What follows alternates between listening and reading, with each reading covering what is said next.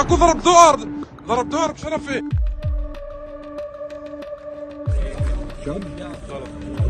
27 जुलाई 2024 को उत्तरी इजराइल के मजदाल शाम्स इलाके में एक मैदान में फुटबॉल खेल रहे 12 बच्चे हिजबुल्लाह के रॉकेट अटैक में मारे जाते हैं, जबकि इस हमले में 44 से ज्यादा लोग घायल होते हैं।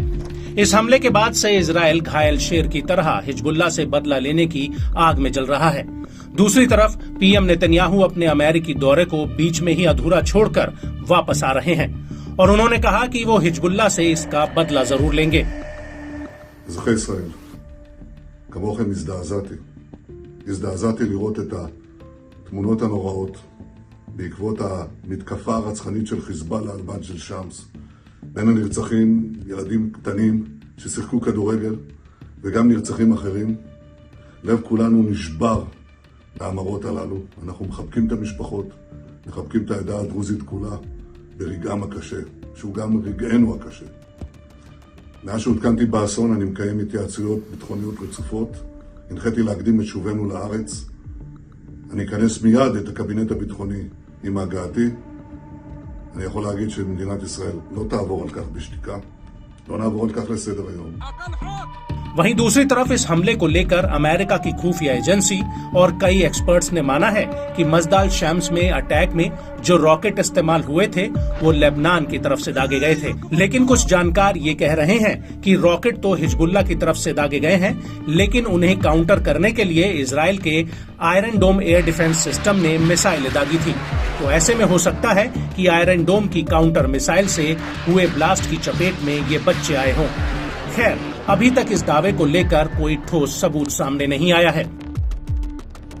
हाँ, ये जरूर है कि हिजबुल्लाह बार बार कह रहा है कि 12 अरब द्रूज बच्चों की मौत के पीछे उसका हाथ नहीं है। आपको बता दें कि जिस इलाके में ये हमला हुआ है उसे हिजबुल्लाह कब्जे वाला सीरियन गोलन कस्बा मानता है और इस हमले में मारे गए सभी बच्चे अरब द्रूज हैं, जो एक विशेष धर्म है। इजराइल, लेबनान और सीरिया में इस धर्म को मानने वालों की कुछ आबादी रहती है। वहीं मजदाल शम्स हमले को लेकर आईडीएफ का कहना है कि इस हमले में हिजबुल्लाह ने फलक 1 रॉकेट का इस्तेमाल किया है। वहीं दूसरी तरफ हिजबुल्लाह ने इस हमले से इनकार किया है और इस हमले को लेकर लेबनान की अल मयादीन न्यूज एजेंसी ने बड़ा दावा किया है।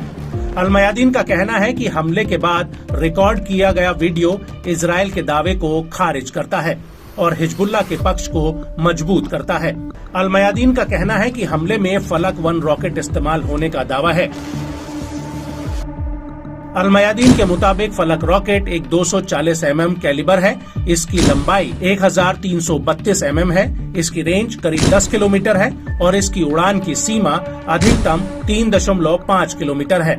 साथ ही ये 50 किलोग्राम तक का विस्फोटक ले जा सकता है। ये एक सॉलिड प्रोपेलेंट रॉकेट है। वहीं दूसरी तरफ उच्च विस्फोटक वाले हथियारों में कई विस्फोट होते हैं जो धमाकों की वजह से बने प्रेशर से छर्रे की तरह काम करते हैं और ब्लास्ट के बाद जब ये छर्रे सतह से टकराते हैं तो वहाँ गड्ढा बन जाता है। वहीं दूसरी तरफ फलक रॉकेट फायर होने के 2 सेकंड बाद सॉलिड प्रोपेलेंट को खत्म कर देता है और मजदाल शम्स में जो धमाका हुआ है उसमें भी कई बड़े गड्ढे बने हुए हैं।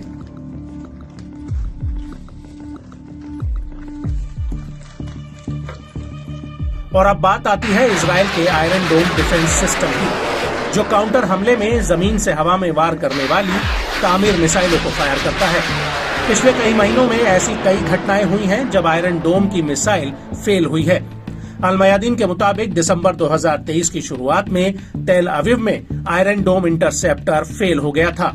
इसके बाद 25 जुलाई 2024 को अल जलील में आयरन डोम इंटरसेप्टर फेल होने की वजह से वहां आग लग गई थी और इससे पहले 6 नवंबर 2023 को आयरन डोम की तामीर मिसाइलें फेल होकर तेल अवीव में एक अस्पताल पर जा गिरी थी। और इन घटनाओं का हवाला देते हुए अल मयादीन का दावा है कि ऐसा हो सकता है कि मजदाल शाम्स के बिल्कुल पीछे आयरन डोम लॉन्चर के फेल होने की वजह से इसकी चपेट में 12 बच्चे आ गए हों।